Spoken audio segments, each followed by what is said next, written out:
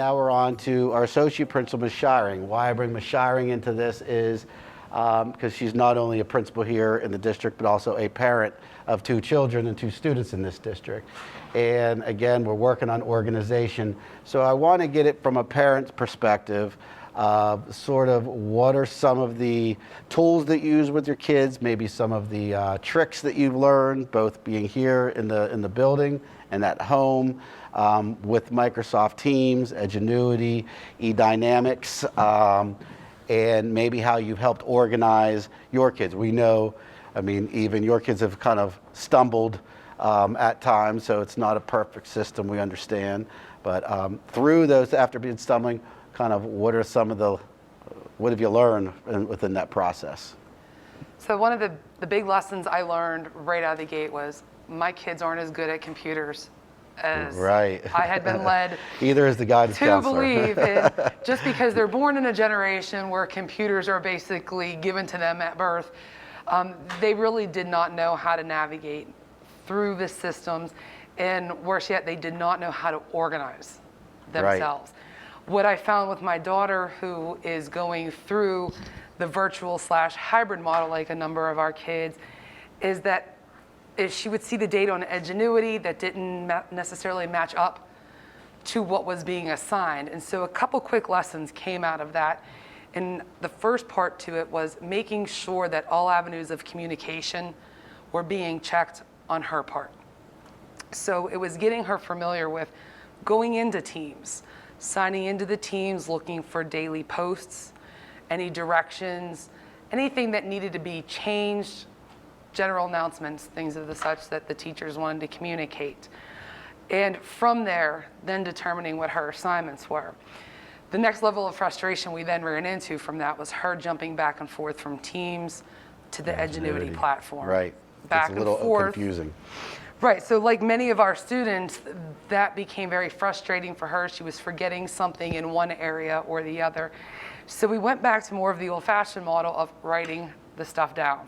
Sounds something like Nate said and Miss Keeley said. So yes. we're finding that this is the same tone from 3 different parties. Right, so rather than going and getting a calendar, an agenda, having to do anything even special like that, making a trip to the store, we had plenty of notebook paper laying around the house. So each day it came down to writing down just something as simple as ELA, Teams, Edgenuity. And she could write down in Teams, here's what I need to do. In Edgenuity, here's what I need to do. Jump into the next Teams class that she had and checking what the teacher was letting them know to do again in Teams, in Edgenuity, or eDynamics. So this way she could physically see it in front of her, and as she completed the tasks, she can go down and check it off. And knows sense of accomplishment. Yes, I'm done with this.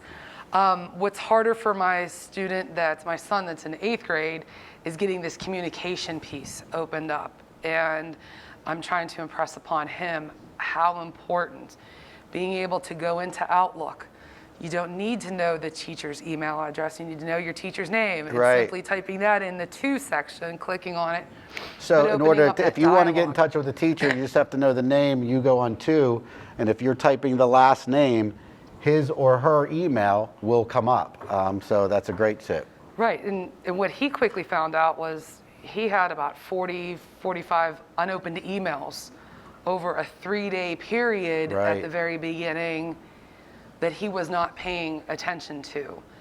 And so with him being older than my daughter, that piece becomes very crucial as well. So the older students should definitely be checking their Outlook as well. That's an app that can also be downloaded to their phones. Right. So as Nate was talking about having that phone capability too, and it's a really quick communication tool between student and teacher. It's really important that I was having my son advocate for himself where he was having trouble, that the teachers recognize he's reaching out. Right.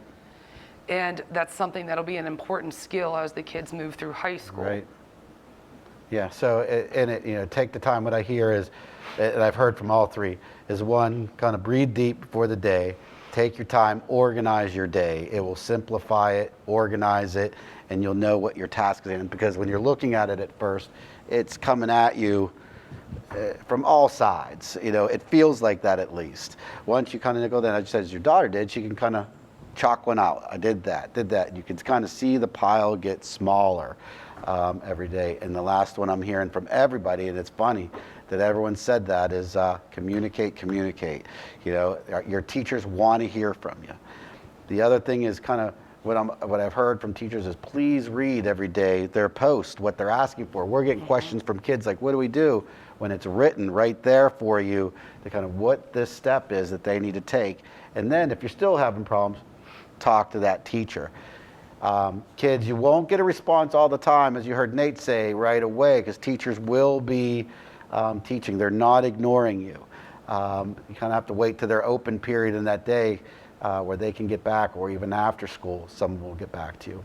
And the big irony in this, I think, is I've heard from everyone say is, you know, we're here virtually, but everyone I've heard has said, get a piece of paper, you know, go back to how we used to do it almost, and write your day down every day, stick it up, and I think it'll kind of bring your day to where it's at least manageable. Thank you, Ms. Shiring, for your time.